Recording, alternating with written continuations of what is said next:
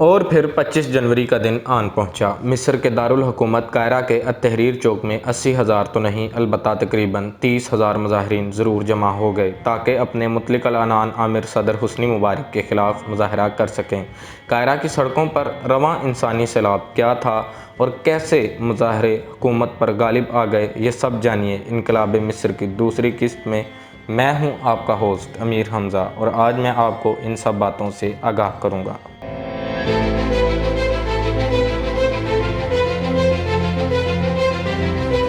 قاہرہ شہر میں واقع التحریر چوک مصر کی کئی انقلابی تحریکوں کا مرکز رہا ہے۔ مصر میں بولی جانے والی عربی تھوڑی مختلف ہے، اس لیے مصری عربی میں التحریر کے معنی لکھنے کے نہیں بلکہ آزادی کے ہیں۔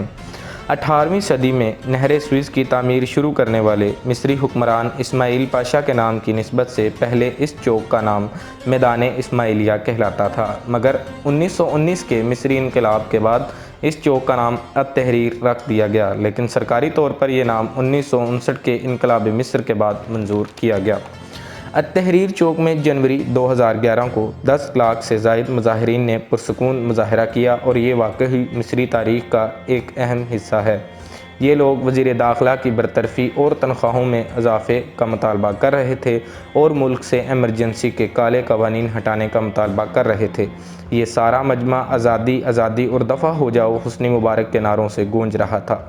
مظاہرین نے قاہرہ کی شاہراہوں کے کنارے صدر حسنی مبارک کی قد آدم تصاویر کو بھی توڑ دیا۔ اس دوران ساری دنیا نے دیکھا کہ کس طرح ساری قوم یکجا تھی۔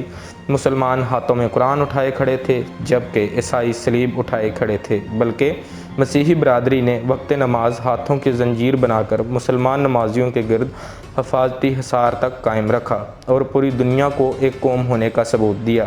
یہاں واضح کرتا چلوں کہ صدر صاحب اپنے بیٹے جمال مبارک کو اپنا جانشین بنانا چاہتے تھے اور اس کے لیے کوششیں کر رہے تھے، تو دوسری طرف حکومت کی پریشانیوں میں مزید اضافہ تب ہوا جب اپوزیشن کے ایک سابقہ نوبل انعام یافتہ ڈاکٹر محمد البرادعی، جو کہ مصر کی اٹامک انرجی ایجنسی کے سربراہ بھی رہ چکے تھے، انہوں نے ان حکومت مخالف مظاہروں میں شرکت کرنے کا اعلان کیا۔ محمد البرادعی صدارتی الیکشن میں حصہ لینے کے خواہاں بھی تھے۔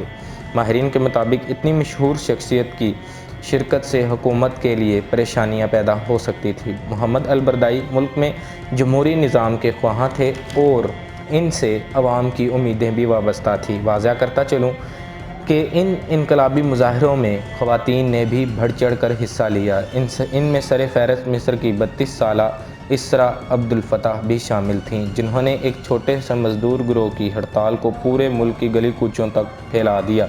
26 سالہ اسماء محفوظ بھی ایک انقلابی خاتون تھی۔ انہوں نے کئی ویڈیو یوٹیوب پر اپلوڈ کیے اور اپنے ان بیانات میں ایک نیا جذبہ جگایا۔ یوم غضب کے دن جب عوام جمعہ کی نماز کی ادائیگی کے بعد گھروں سے نکلے تو واپس لوٹنا بھول گئے۔ عوام اب جابر حکمران کے خلاف کھڑی تھی اور کسی بھی صورت واپس لوٹنے کو تیار نہ تھی۔ مصر کے کئی شہروں میں مظاہرے شروع ہو گئے۔ تقریباً 60% سرکاری عمارتوں کو مظاہرین نے آگ لگا دی اور اتنے ہی فیصد تھانے اور پولیس اسٹیشن نذر آتش کر دیے۔ کئی ہزار قیدیوں کو آزاد کروا لیا۔ جیلوں سے قیدیوں کے فرار ہونے کے بعد ملک میں بدامنی اتنی بڑھی کہ غیر ملکی سفارتخانوں پر مامور حفاظتی گارڈ نے حالات سے خوف زدہ ہو کر راہ فرار اختیار کی۔ دوسری طرف برطانیہ، فرانس اور جرمنی کے رہنماؤں نے صدر حسنی مبارک کو مشورہ دیا کہ وہ مظاہرین کے خلاف تشدد سے ہر ممکن گریز کریں اور اصلاحات نافذ کرنے کی کوشش کریں، مگر عوام اب جاگ اٹھی تھی اور صدر صاحب کے ان تمام ہتھ کنڈوں سے آگاہ تھی۔ صدر حسنی مبارک نے حکومت برطرف کر دی اور انٹیلیجنس کے چیف عمر سلیمان کو نائب صدر مقرر کر دیا اور ہاتھوں سے نکلتے ہوئے اقتدار پر ایک بار پھر گرفت مضبوط کرنے کی کوشش کی، مگر کوئی فائدہ نہ ہوا۔ عمر سلیمان مشرقی وسطیٰ میں امن مذاکرات میں مصالحانہ کردار ادا کرتے رہے ہیں۔ اسی وجہ سے خیال کیا جاتا تھا کہ وہ عرب اور مغربی دنیا میں ایک قابل اعتماد شخص سمجھے جاتے ہیں۔ 1995 میں عمر سلیمان نے صدر حسنی مبارک کو اطلاع دے کر بروقت صدر حسنی مبارک کو ایک قاتلانہ حملے سے بچا لیا۔ اپوزیشن جماعتوں نے عدم اطمینان کا اظہار کیا اور کہا کہ صدر صاحب اقتدار پر قابض رہنے کے لیے محض چہرے بدل رہے ہیں، اس سے عوام ہرگز مطمئن نہیں ہوں گے۔ مصر کی سڑکوں پر انسانی سیلاب رواں دواں تھا اور نائب صدر عمر سلیمان کے 30 سیکنڈ کے بیان نے حکومت کو گھٹنے ٹیکنے پر مجبور کر دیا۔ مصر کے ایک قدیم شہر ہیلیپولس کے نام سے منسوب علاقے میں واقع حسنی مبارک کے صدارتی محل کے باہر بڑی تعداد میں فوج تعینات کر دی گئی، تاہم مظاہرین اور فوج کے درمیان کوئی تناؤ پیدا نہ ہو سکا۔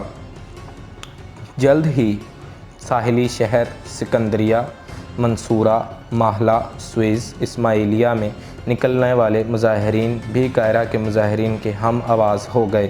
مقامی افراد نے مظاہرین کی خوراک اور دیگر ضروریات زندگی پوری کرنے کے لیے اپنے دروازے کھول دیے تاکہ ملک میں بدامنی نہ ہو سکے۔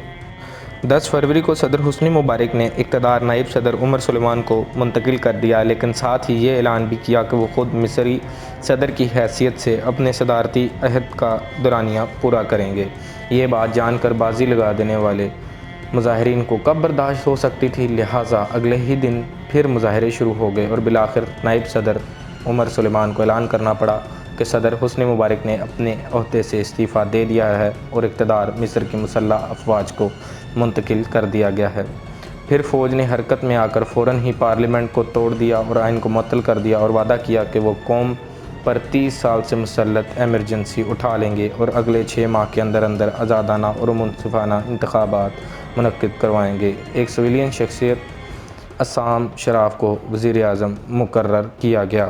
اگر آپ جاننا چاہتے ہیں کہ جدید جمہوری مصر کیسے معرض وجود میں آیا تو ہماری اگلی ویڈیو کا انتظار کیجیے اور ہمارے چینل کو لائک، شیئر اور سبسکرائب کیجیے۔ تب تک کے لیے خدا نگہبان۔